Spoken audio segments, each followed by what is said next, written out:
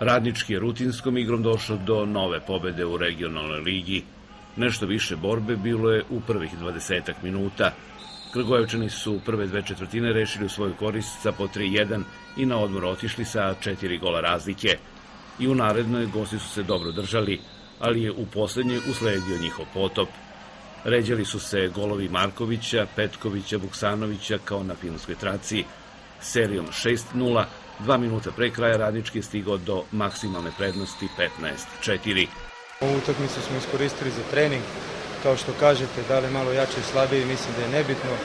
Ono što smo hteli, to smo uradili. Razlika u kvalitetu je evidentna, tako i rezultat je to pokazao.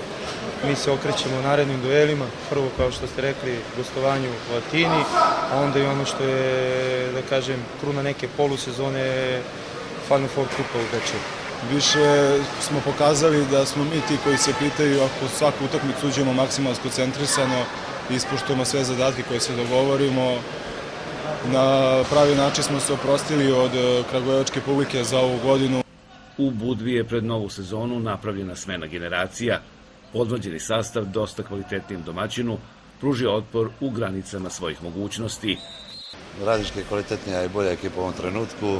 Držali smo se prve 2-3 četvrtine, ovako igrali smo dosta dobro, međutim u zadnju četvrtinu se osjetio nagli pad mojih igrača i napravljena je tolika razlika. Mislim da je trebala razlika da bude mnogo manja, jedno 4-5 golova sigurno.